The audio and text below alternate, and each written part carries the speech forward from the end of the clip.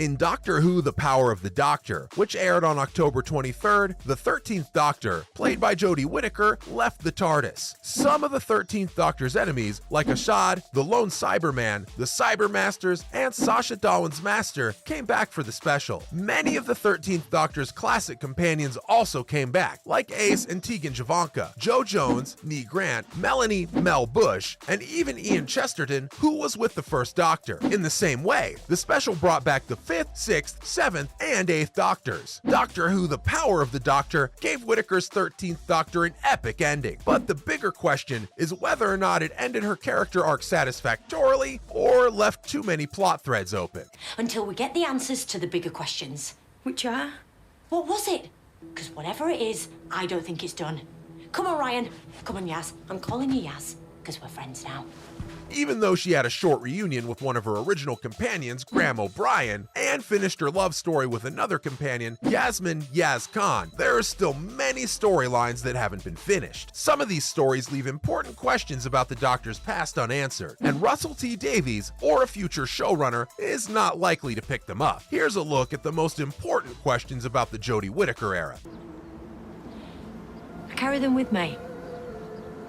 What they would have thought. Sometimes I see things need fixing. I do what I can.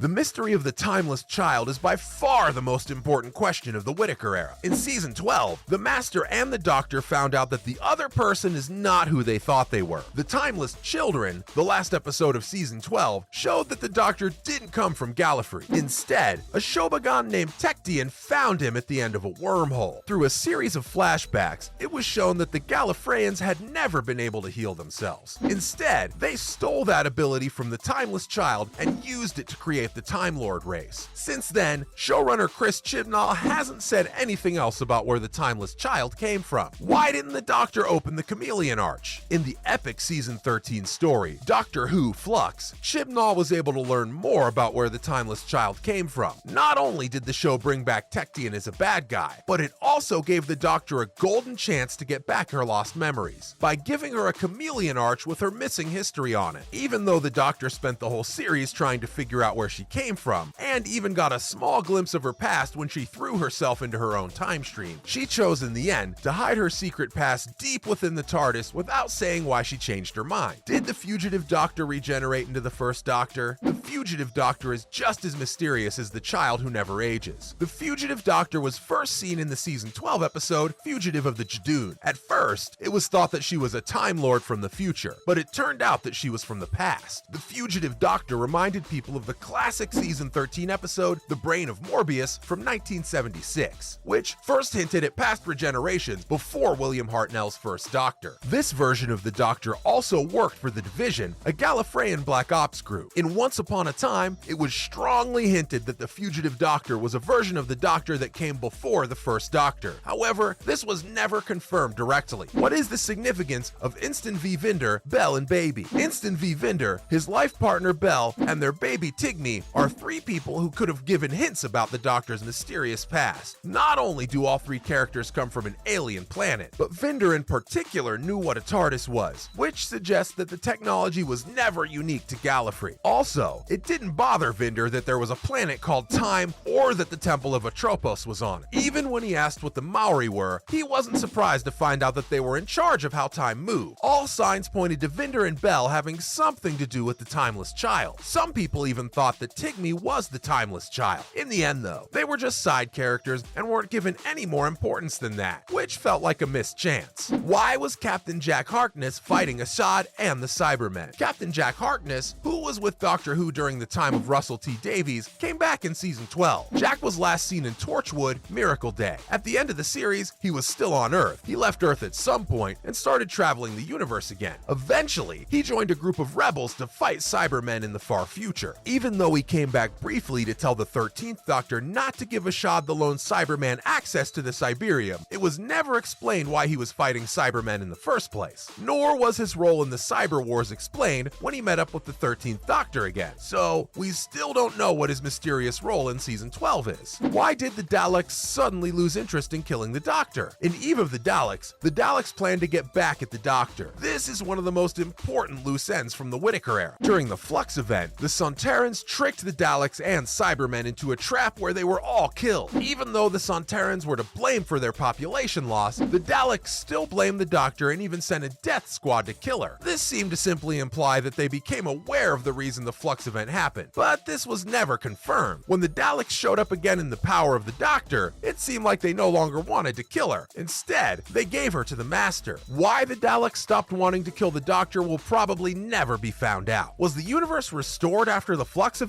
Overall, Doctor Who Flux's biggest unanswered question is what happened to the universe after Tecteun let loose the Flux to destroy it. From the way the Flux was depicted, it appeared to have wiped out more than 2/3 of the universe, including Earth's entire solar system, with Earth as the remaining planet. Even though the universe seemed to be back to normal by the time the power of the Doctor aired, it was never shown in the Flux story that the Doctor fixed things after she beat the Ravagers and the Sontarans. How the universe got restored will most likely go unanswered, especially with a new cosmic crisis already being teased for the 60th anniversary special. Who were the Ravagers and why were they dangerous? The Ravagers' history with the Doctor was the last big question from Doctor Who Flux that the power of the Doctor didn't answer. Based on how much time they got on screen, the Ravagers were seen as a major threat to the universe. So much so that the Division went to great lengths to lock them up. They were also shown to be very smart and calculating. They knew a lot about space-time and seemed to worship time itself. Even though their idea is interesting and they have a history with the Doctor and Division, there's still a lot about these strange aliens that we don't know and probably never will. Even though the Jodie Whittaker era of Doctor Who pushed the limits of storytelling and added to the show's mythology, it also left many of its major storylines and events unfinished. So it'll be up to a future showrunner to either end them properly or add to them in a way that solidifies their place in the Doctor Who canon. Because that one's ours. Infiltrated your temple, substituted for one of yours. How long have we got to stand here for? I'm getting cramp. Seriously, Graham? You're going to another planet? Well, trying to. Except Stenza technology is really annoying. Feast of lights. Nobody move. Don't let them touch you. A nice cigar. But it's an old police box. Sort of. I can't guarantee that you're going to be safe. We know. Do you? You fought for it, and you waited for it.